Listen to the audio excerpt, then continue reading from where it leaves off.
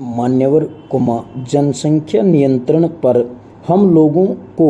विशेष ध्यान देना चाहिए ताकि जिस सरकार पर हम इस बात की जिम्मेदारी डाल रहे हैं उस सरकार को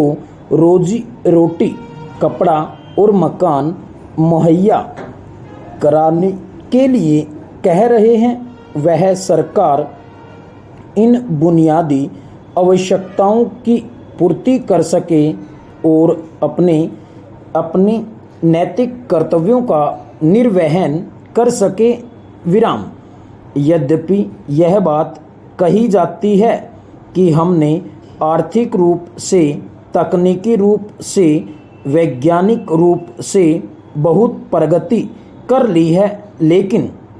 ये सारे दावे निरर्थक और व्यर्थ हो जाते हैं जब हमारे देश के बारे में यह व्याख्या की जाती है कि इस देश में रहने वाले सभी लोगों के लिए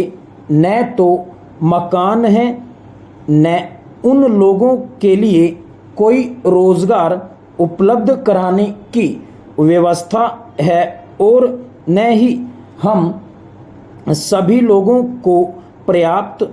रोज़गार, रोजी रोटी और उपलब्ध करा पा रहे हैं। यह सारी स्थिति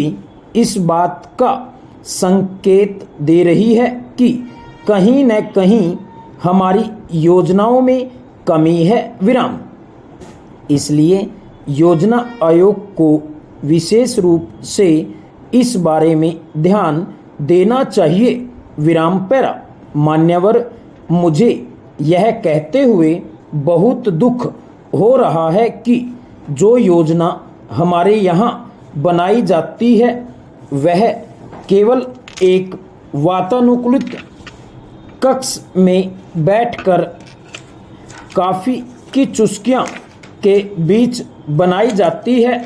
और उसके बाद हम यह निर्धारित करते हैं कि एक आदिवासी को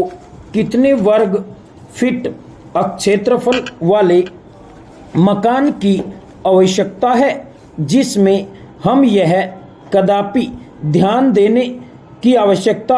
अनुभव नहीं करते कि आदिवासी के लिए अन्य और कौन कौन सी चीज़ें उपलब्ध करनी आवश्यक हैं। जहां आदिवासी के मकान के लिए हम कुछ वर्ग फीट क्षेत्रफल नियत करते हैं, वहीं हमको यह देखना चाहिए कि वह आदिवासी मुर्गी पालन के लिए कितने क्षेत्रफल जमीन की आवश्यकता अनुभव करता है। हम इस चीज़ को नज़रअंदाज कर देते हैं और फिर हम कहते हैं कि योजनाएं तो ठीक थी, लेकिन कहीं न कहीं उसके कार्यान्वयन में कमी आ गई। फिर हम कहते हैं कि कार्यान्वयन तो ठीक था, लेकिन कहीं न कहीं उसके आशातीत परिणाम नहीं निकले, इसलिए वांछित लक्ष्य की प्राप्ति नहीं हो पाई। लेकिन हम उसकी बुनियाद में नहीं जाते। योजना जिस वातावरण को दृष्टिगत रखते हुए बनाई जाती है वह वातावरण अनुकूल नहीं होता, अपितु वह वातावरण उन लोगों के लिए फिट नहीं होता जिन लोगों के हितों को ध्यान में रखकर हम योजनाओं का निर्माण करते हैं। Full stop.